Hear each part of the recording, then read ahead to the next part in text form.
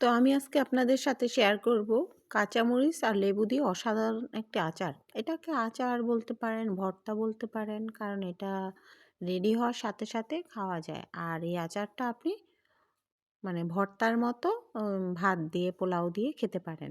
তো আমি শুরু করছি। এখানে আমি নিয়ে নিয়েছি একটা লেবু কুচি কুচি করে কেটে নিয়েছি। তারপর নিয়েছি আপনার 1-2টা লেবুর জুস।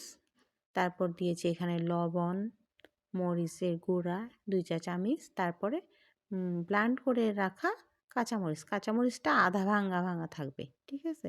তো এখন আমি মশলা করে রেখেছিলাম। এখানে ছিল গুয়ামরি, বড় ধনিয়া, তারপরে আপনার কালো জিরা, আর হচ্ছে সামান্য একটু জিরা। সব কিছু হালকা পরিমাণে টেলে তারপরে আমি ব্লেন্ড করে নিয়েছি। এখন এখানে অ্যাড করছি আমি সিরকা। তো এই আচারটা ওইভাবে জাল দেওয়ার কোনো প্রয়োজন নেই। এখানে আমি তেল গরম করে রেখেছি, সরষের তেল। তো তেলটা আমি সব উপকরণ একসাথে মাখানোর পর তেলটা আমি ঢেলে দিচ্ছি। অল্প অল্প করে ঢালবেন। সিরকা দেওয়ার কারণে আচারটা অনেক দিন পর্যন্ত থাকে। তো এই আচারটা আমরা বানানোর সাথে সাথেই খেতে পারি, পোলাও দিয়ে, ভাত দিয়ে। অথবা আমাদের বিক্রমপুরের একটা ট্র্যাডিশনাল খাবার আছে যেটাকে আমরা বলি বউয়া। তো সাধারণত বউয়া দিয়ে আমরা এই আচারটা খেয়ে থাকি।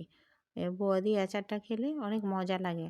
আর আপনি যদি এটার সাথে কিছু বোম্বাই মরিচ থাকে ওগুলো অ্যাড করতে পারেন। আর এই আচারটা যতদিন থাকবে আস্তে আস্তে কেটে রাখা লেবুগুলো নরম হয়ে আসবে, তখন এই আচার থেকে ওই লেবুগুলো উঠিয়ে খেতে অনেক মজা লাগবে। আপনি চাইলে এটার সাথে আমলকিও অ্যাড করতে পারেন। তো এই হচ্ছে আমার কাঁচামরিচ প্লাস লেবুর আচার রেসিপি। ভালো লাগলে সবাই একটা লাইক দিবেন, শেয়ার দিবেন। ধন্যবাদ।